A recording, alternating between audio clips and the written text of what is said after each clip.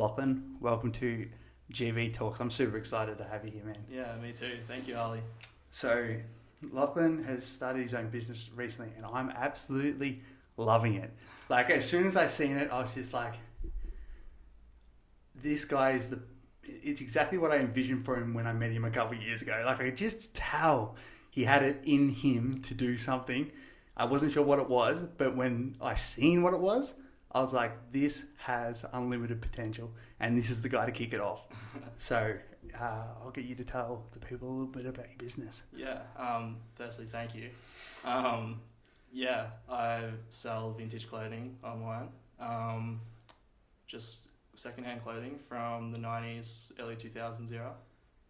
Bring it in from the US and the UK and sort it, grade it, make sure it's all good and what people want, and provide it. So yeah, awesome. We might give you a little bit of a tag now, just so people can have a look at it while we talk about it. Yeah. So what's it called? It is Hooked Vintage.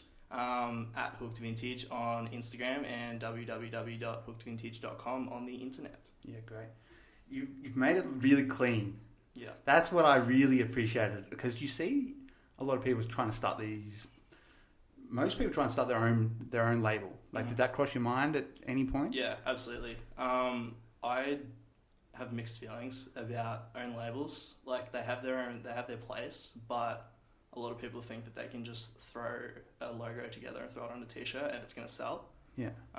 Or it's going to mean something. You have to make it mean something first. And like, give people something to get behind. Yeah. And then it's just going to do its own thing. But with vintage clothing, it's a bit different. It's got its own story. And you're like almost buying into that story, and you're going to like increase, I don't know, it's life, like the life of the piece.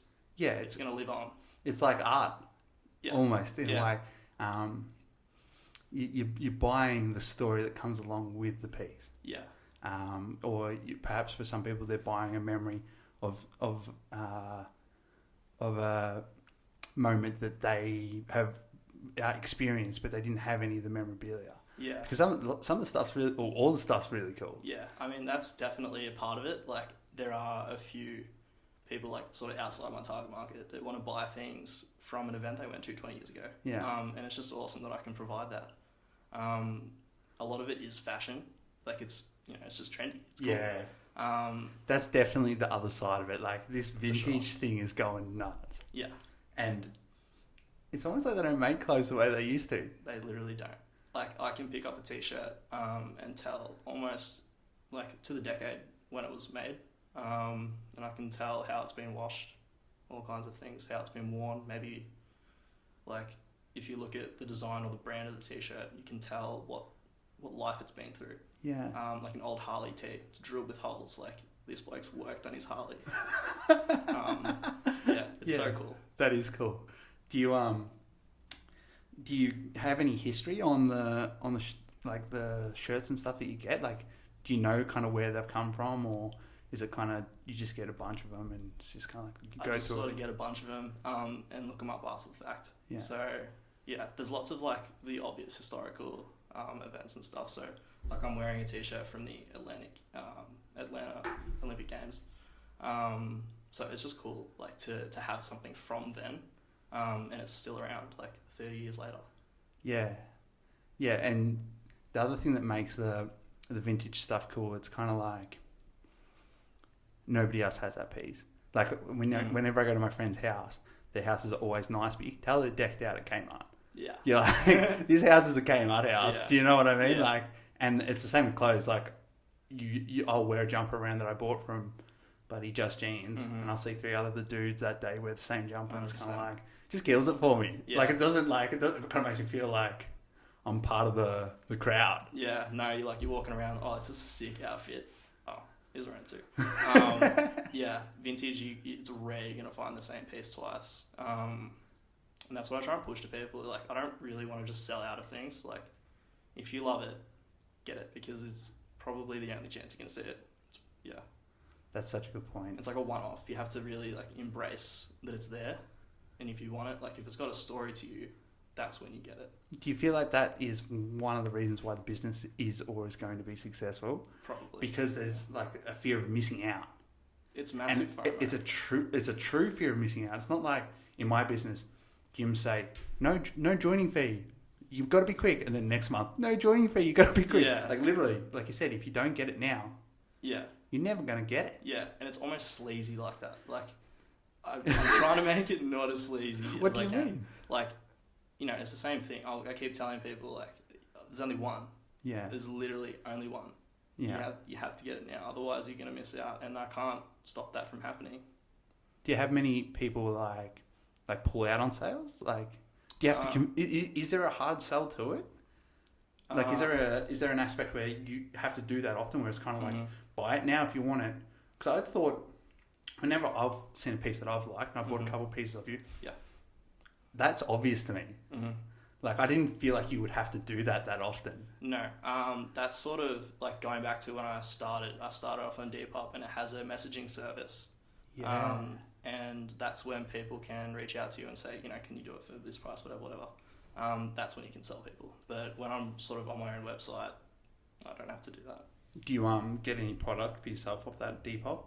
Yeah, of course. I buy off Depop, off other people for myself. Okay. Yeah. Cool. Yeah, I didn't know that. Yeah, that's a cool little app, that Depop. But I just don't, like, it's not right in front of me. That's what I like about your business. Like, I get on Instagram, I've liked a lot of your content, so the algorithm just shows me your stuff first. And I like that because I do have a fear of missing out. Yeah. Like, there has been a couple of things where I was like, damn, I would have got that. Yeah. But it's gone. Yeah. So that's why I started the site to start with. Yeah. Is that like I was breaking that barrier to entry to get things. People didn't want to download Depop. Yeah. It's, why don't you have a website? Oh, all right, I'll have a website then. Here it is. The website. Did you do that yourself? I did. Yeah. It's mostly a template, so yeah. I've dabbled around with like a bit of the coding, but I don't remember that. Yeah. You're just at the start of your journey though. Like, you've got to still figure out probably which direction you want to go in terms of how you want to establish yourself in your own business as it grows. Yeah. So that could be definitely something that is something you could work on. If you wanted to, like customizing it, like just figuring out what I like, really, like what I like to do, what I like to make things look like. Yeah. How I want to sell things. Takes time. Yeah, 100%. The template looks good though. Yeah, thank you. Does other people, is that like something common, like that template? I mean, the platform, so Shopify, that's really common. Yeah. And then there's a few free like templates people can get. So they're really common. And that's what I had to start with. And then I switched it up and made it like a bit nicer. Yeah. One of the questions I did want to ask you was, I met you when you were in high school. Yeah. Did you finish high school? I did. Yeah, okay, cool. VCE? VCE, yeah. Did you study like business or? I did, yeah. So I like really honed in on humanities. Wasn't a great student, but I was intrigued. I wanted to learn about that. So I took the classes. That's all. Yeah. Do you think that that's helped you? I think it's just kept me interested long enough to the point where now I can do it. Like, I had no other way of being involved in business for what I thought. So I took the class, and then I'd like watch hours and hours and hours of YouTube videos of people starting their business and how they're going to make their money, do a living. Like, but you didn't know what you were going to do when you left school? No. So can you fill the gaps in for me? So like, you finish high school, I said, I could sense that you were going to be a business owner. Maybe it's intuition. So I feel like you would have, like, it sounds like you had a sense of that as well. How did you get from finishing high school to the start of Hooked Vintage? Right. So I went straight into the workforce. Horrible boss in Melbourne. Hated it. Went to summer camp in America. I spent 4 months in a summer camp working as a camp counsellor. Wow. Yeah, and I found my very first vintage t-shirt at a Goodwill there, and that's where I was like, oh, this is sick. I came back. I worked. Same shit boss. Went back. Horrible. Yeah. I went to Sydney to visit someone that I met at camp, and they were selling Harley t-shirts on Depop. I was like, oh, that's really cool. Like, I got real into it. I was asking so many questions. Went home, went to the op shop, sold some stuff that I had, but just started buying stuff at the op shops. And I was just selling it on Depop. Started making a few sales every day. It's cool. I'd go back to the op shop, buy more stuff. I'd start driving to like a Echuca, Bendigo, Melbourne. I'd just go to all the op shops to try and find the best stuff. Made a Facebook page for the Depop because I wanted to make an Instagram account. Yeah. And to get that little tag that says like business. Yeah. Had to make a Facebook page, and for some reason I invited all my friends to like it, and they did. So they wanted to buy stuff, and they found stuff. That was that. It seems like it's been well received. Have you had anyone respond negatively? I mean, like, what did are you still in the workforce now? Aren't you? No. Okay. Wow, that's unreal. I mean, I deliver food and menu log to pay the rent. Yeah. That initial grind's so awesome, man. You're in the best part of the journey. But yeah, did anyone respond negatively when you started your own business? Not really. Just a lot of people saying like, "What are you doing?" Yeah. It was just that, and then people that like just don't like vintage, or they think I like when I was getting the Harley shirts and like the really nice Nike shirts. I'd just say like, "Do you just get it from the op shop?" Like I only spent $2 on it and I sold it for maybe $80. Yeah. Like when I was getting stuff from the op shop, I'd sell it for $10. I'd buy it for $6, sell it for $10. But no, I have to spend a lot more money now to get good vintage clothing. Yeah. Like that was probably the worry that crossed my mind when I seen it initially. It was like, surely you'll run out of stock. Mm-hmm. But you just don't seem to run out of stock. I mean, it's a problem. It's my problem. It is the problem. Yeah. Like it's hard. It's really hard to start like a vintage clothing store. You have to know certain people in certain places that can get certain things. Yeah. So, and is there like a little vintage community or a large vintage community? it's pretty large. Yeah, but with people who are starting their own store, like I'm not talking about people who are potential customers. Okay. I'm talking about people who are in the scene selling. Yeah. Like, do you all kind of get along? Like, do you help each other find? It's a friendly competition. Like we all talk to each other about how sales going, stuff like that. How did drop go, things like that. But we don't normally talk. Where do you get it from? Like you all sort of know, but you don't talk about it. Yeah, yeah, I understand. It's very similar in my business. Like people, they want to help, but you've got to be careful. Like business is very tricky. It's cutthroat. It definitely can be cutthroat. It just depends what you're trying to do, and what I guess your business ethics. No, unreal. How do you see it moving forward? I have no idea, man. It's all a learning curve. Like I really enjoy it, and I just sort of take it month by month. Yeah. I want to grow it. I want to see, like a large, not retail, but retail type situation. Like I want to sell more. I want to get experience, with marketing, sourcing, logistics. Leading if I hire people and stuff like that. It's all about gaining experience for me. Yeah, because like I said at the start, it has unlimited potential. Do you feel that way? Yeah. Yeah. Maybe not in the business, like Hooked Vintage. It might. I think it does. Like it's it's got a lot of potential, but it's not unlimited. Yeah. But the skills that I do get from it I can take them anywhere. Exactly. And that's what makes me really excited about it. Exactly, man. It's such a cool name. Thank you. How did you come up with the name? I didn't really put too much thought into it. When I first started, when people liked the Facebook page, it was 1-800-VINTAGE. Yeah. So that was an awful name because I don't have the phone number. Like having the phone number as your business name is awful. So I woke up one morning and I was like, changed it, Hooked Vintage. Well, I guess it's that. And that was in April. Yeah. It's catchy. Yeah. It's better. I'm glad I chose that one. Yeah. Yeah.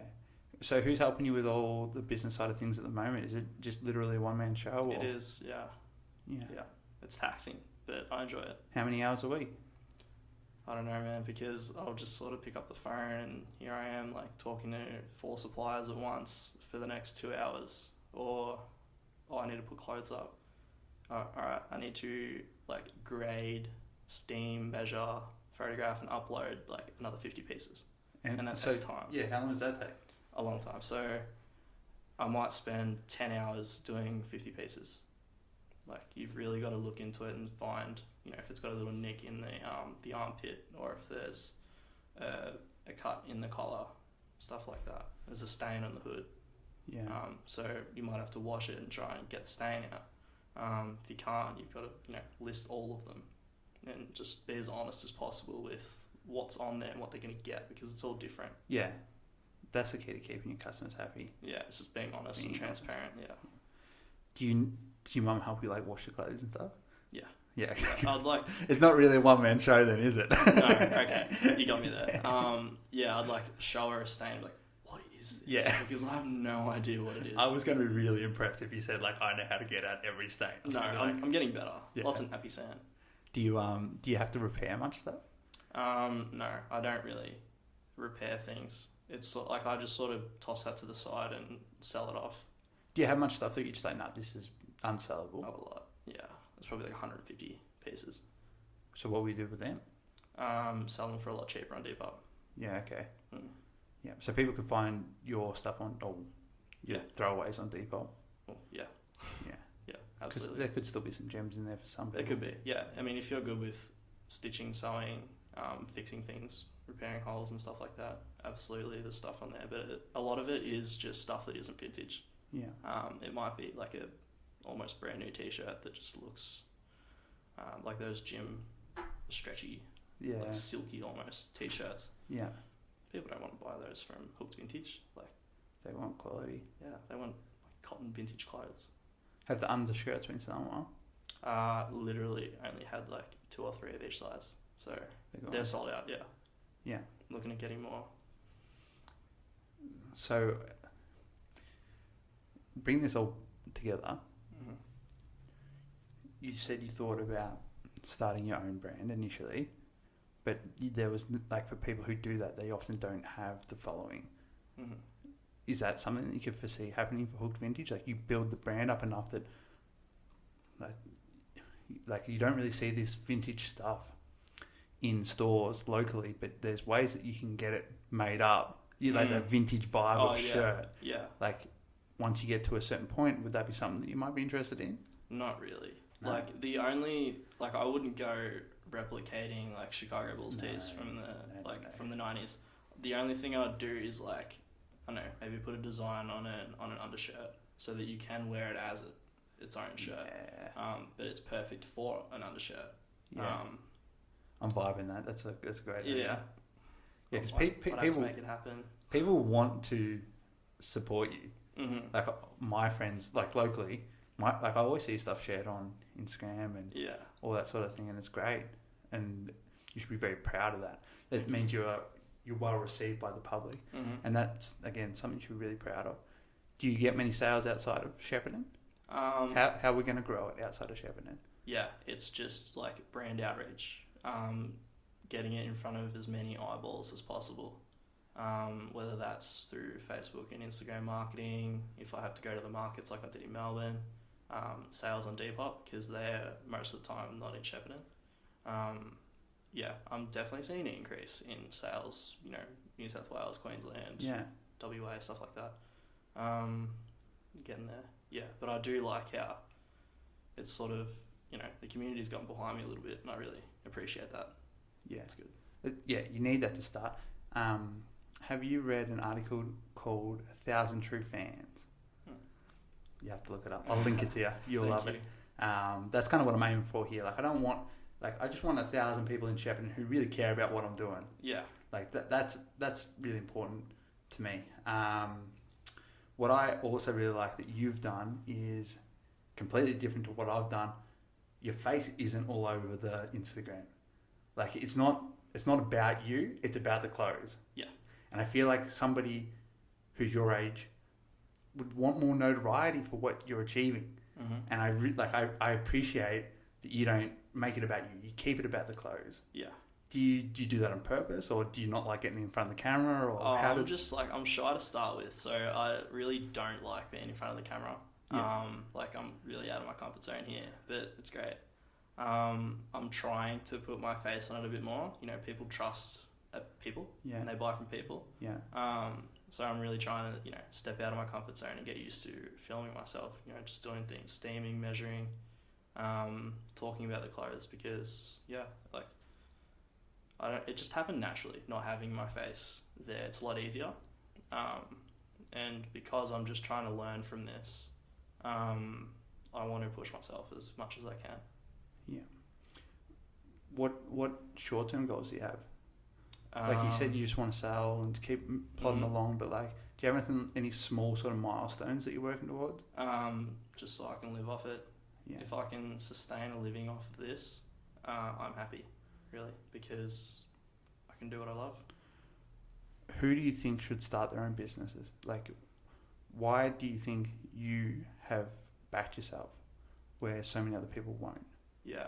Man, I don't know. It's such a hard question. It is it's a very hard question. And I think a lot of the answer is it is something you either have or you don't have. I think so. Would you agree with that? Yeah, or? I really do, because people sometimes don't want to like get out of their comfort zone. They don't want to do things, but even if they do, it's hard. And you've got to really push yourself and do it. Like, things might sort of seem like the stars have aligned, but they haven't. You've got to put yourself in the right place at the right time and make the right moves to do anything, really. Yeah. People pray for these opportunities, but when they're right in front of them, they won't take them. Yeah. I've seen that so many times. I've offered people opportunities, great opportunities before, and whatever it is, like, you have to be careful because everyone's like, go out and face the dragon, but sometimes the dragon can eat you. Like, a couple of bad mistakes could throw you under. Oh, yeah. Yeah, maybe not at your level of business now, but like, let's say in a couple of years, and let's say you have a couple of retail stores, you have to be like, it's always a balancing game. Like, it is. You got to be like, you would see people who are all risk. Yeah. And it's too much, and they explode or they fall off. Yeah, and they just can't do it. They can't do it. It's got to be the combination of, you have the opportunity in front of you, your intuition's telling you to do it, but you also got to listen to your intellect. Yeah. And those two things combined can be the recipe for your potential success. Yeah, but that's the thing. It's just the potential. You've still got to go out and do it. I love hard work, man. I love it so much, and like, especially at your age, like, what's happened to me is, I worked so hard when I was your age, and then I have to be careful because sometimes I feel like the fire's going out. Oh, you can rest now. You've done all the hard work. Like, don't do it, man. You need to find ways to keep that excitement alive. Passion. Keep that fire burning. Yeah. So, I mean, you say like that's why those small goals are so important, I think. Is to reach them. Yeah, just those small milestones, because they are reachable. Like, that 400 goal member for my club, like, it's 80 members away. I could do that. Like, I get excited about that, but like, let's say I said I wanted to get 1,000 members. I wouldn't get out of bed excited. You've got to triple. Yeah. Like, yeah. That's not going to happen. And I don't want that anyway. Yeah. I mean, you say like that I'm working hard. I don't feel like I'm working hard because I know there's so much more that I can do. Yeah. Like, I really want to do more, but I don't know, man. Like, I love it, man. That's your potential screaming at you. Maybe. That's what I feel like it is. That's what it feels like. That's what it sounds like to me. How could you do more? Put myself out there and find the opportunity. Yeah. But I feel like it sounds to me like you're doing that. Like this, like, would you say you did that this morning? Absolutely. Yeah. Just chatting to random people, like different people on the phone, about different things, and yeah, people like I've got all my ideas. Everyone else got all their ideas. Yeah. Something's gonna work. Yeah. Like, we're gonna find it. Yeah, 100%. And coming on this podcast, like, that was you told me a while ago, and I'm like, what is it? And like, no, I'm not telling you. Yeah. I wanted to keep it on the DL until I was ready to release it, but I'm glad you decided to come on, because, like I said, what you're doing it's cool, and I hope it does inspire some other people, not to be competition to you, but to go for it. That's the spirit. To back themselves, and if they have an idea, just start it off as a side hustle. Loc's still working menu log. Who cares? Like, I was doing stuff like that when I was coming up as well. It's awesome. Yeah. I don't want to sort of put my ego up anywhere. Like, I'll still do anything. Yeah. Like, I'm fine to do anything. I just want to make sure that what I do, like my little passion projects that I do, little side hustles or businesses, I do want to put like a lot of my energy into it because that's what I want to do. Do you have any other business ideas outside of Hooked Vintage? Oh, man, so many. So many, but there's none that I want to act on because I just want to focus. I want to focus on this at the moment. You know, when maybe the time arises to take one of those up, I might do it. I don't know. Do you know when your next drop is? Every Monday. Every Monday? 6 p.m. Wow. I knew it was Mondays at 6. I didn't know it was every Monday. Yeah. Wow. I mean, I've thought about doing... I love that you've turned that into a habit. Mm-hmm. It's a weekly routine. Yeah. You've thought about...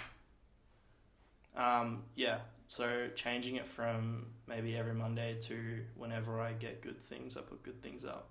Yeah. But that might slow me down. Like I want to make sure that I have that deadline for myself at 6 p.m.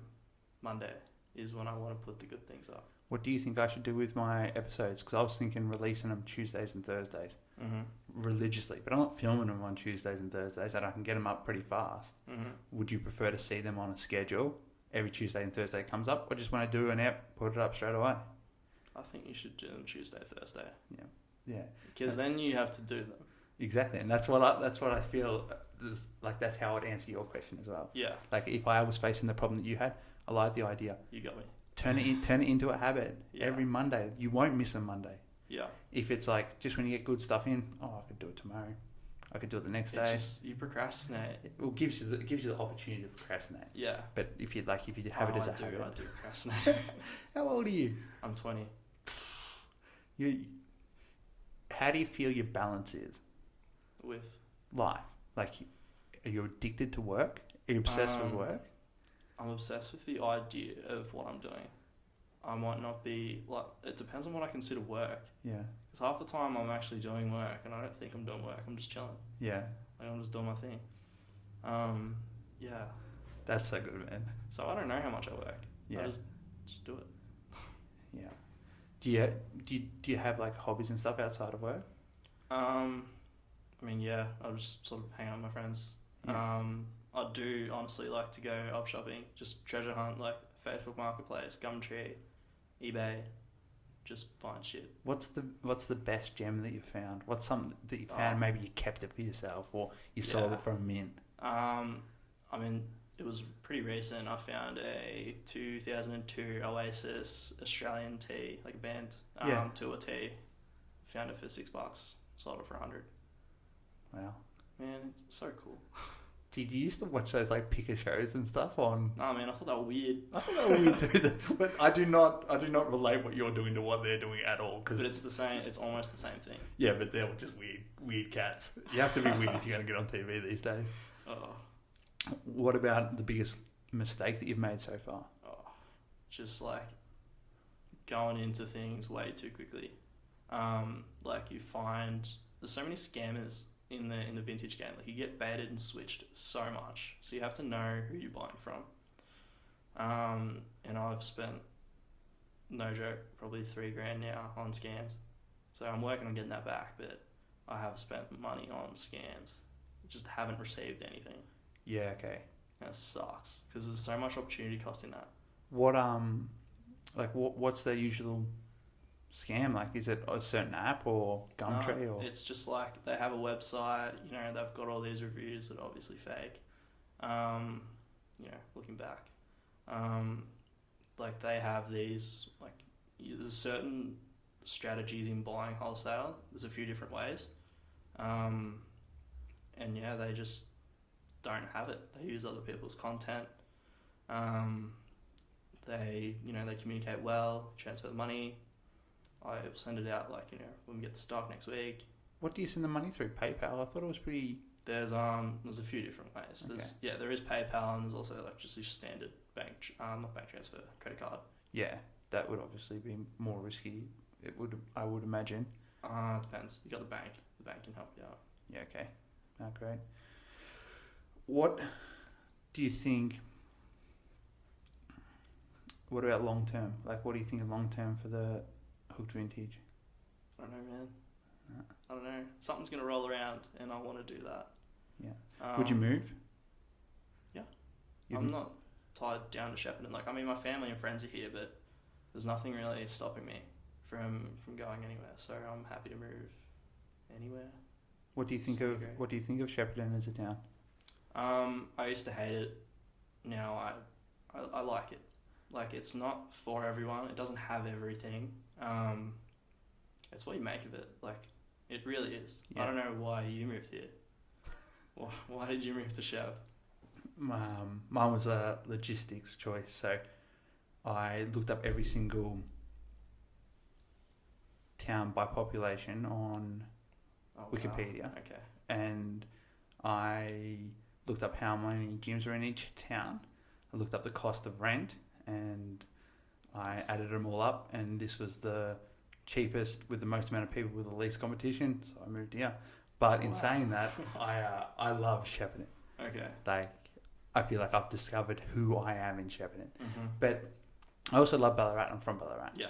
And I feel like, especially when you're younger, coming up, there's some weird resentment you have for the town. Yeah. Like, the town's holding me back. Like, if I wasn't here, if I was somewhere else, I'd be successful. I'd be happier. Yeah. It is what you make it. It is. I feel like I would be just as happy in Ballarat as I am here in Shepparton. It was just my outlook on the town growing up was warped. Mm-hmm. Like, it was easy to blame the town. Yeah, because that's the only, like, you couldn't go anywhere. Yeah. That's the only reason you haven't gone anywhere else. Yeah. Because you're stuck here. That's crazy.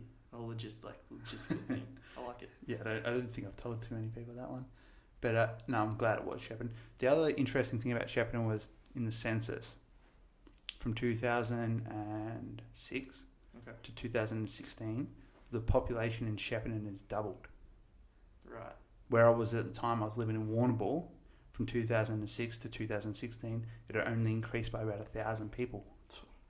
So do you know what I mean? Like, I was like, there's so much opportunity in Shepparton. Like, it's going nuts in Shepparton. That's what it looked like from the numbers. And it, like, I wasn't here 10 years ago, but do you feel like the town's growing fast? It kind of has, yeah. Like, I was under the impression for some reason there was 60,000 people here for a long time. And then someone fact-checked me and said it was like over 100,000. And I'm like, what?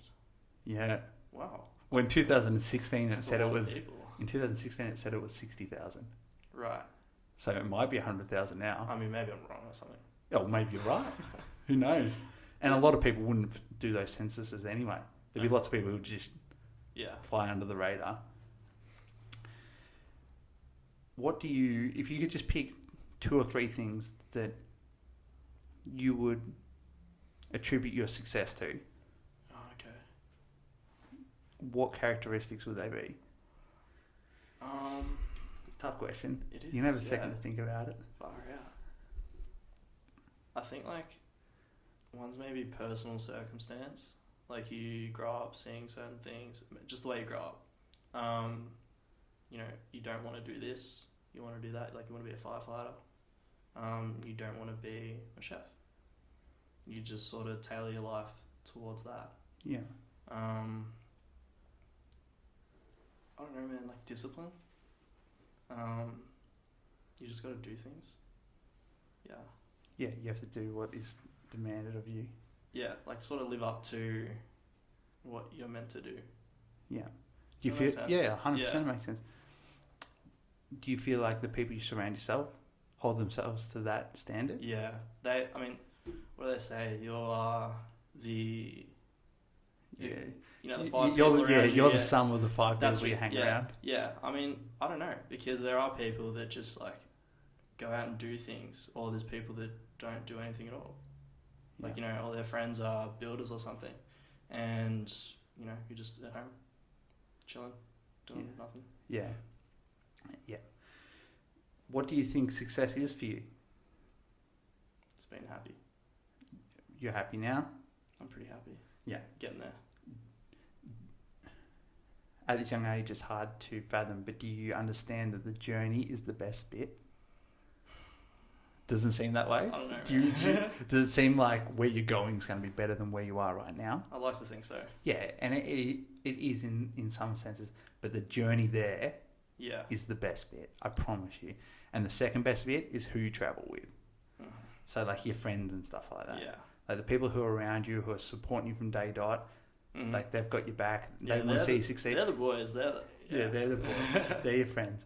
And like even like me and all of the Shepparton community, even if you leave here, it's going to give people something to aspire to. Yeah. Especially younger people who do feel like they're stuck here and they are destined for bigger things. Somebody's got to clear the path for them and show them it's possible. Yeah. No joke, for me, it was like I was in year 10 when I signed up at Origin. Probably, I'd like to think I was one of the earlier ones. You were one of the earlier ones. Just the fact that you'd like moved here, you didn't know anyone. Now that I know that you moved here like on a logistical decision, it was cool. Like you're just doing it. Yeah. You went all in on this big gym and there's no members. Like you don't know anyone. You've got all this equipment, stressed out of your brain. And then I'm just this kid coming in like talking about my school classes and stuff. But that's the best, man. I have the other day I was watching that highlight video of me and you boxing. Oh, from 3 years ago, man. Like I watch that shit and I'm like, that's sick. This is a good life. Yeah. Like all that was a good life. All what I'm doing now is a good life, and everything moving forward is going to be a good life. Wow. Who locally inspires you? Who would, if you want, we can combine it with the last question. Yeah. Who would you like to see on the podcast next? I'm going to split them up. Yep, 100%. Let's do it. I have a teacher from year 9. She's the most amazing woman ever. She instilled so many different like values and views on life in me. And that would have been just before I met you. Her name's Beth Phillips. She's a year 9 teacher at Notre Dame. Amazing woman. She really does inspire me. She's just got the best outlook on life. And tries to do the best thing for her students. Like, she goes above and beyond on so many different levels to be there for those kids. So, big props to her. That's deep, man. She's I like so that. Good. She is the best. I like that you picked a teacher because they deserve more recognition. She really does. They all teachers do, but she does. She does. Yeah, 100%. Yeah. Beauty. Who should I have on next? I'm going to go ahead and say Frankie from the deck. I haven't met him. I have no idea who he is, where he came from, what he's doing. I mean, I know he owns that place, but I've never spoken to him, and I want to know what's going on. How did that happen? Because it's just taken over Shep. I know Frankie by name, but I reckon he would have a ripper story. Yeah. I'd love to have him on. I think he's moved to Geelong though, but I'll find out. Oh, okay. And if he hasn't, I'll get him in. I'll try and get him in. Please. Nah, I really appreciate it, Lachlan, and I really enjoyed that app. So in 5 years when you're blowing up, I call you up and I'm like, man, we've got to do a redo. We got to do Ep 1000 together. 100%. You got to get your jet here. 5,000. you got to get down here and we're going to do another app, okay? Yeah, I'd love to. That'd be awesome. All right, thanks a lot. Thank you, Harley.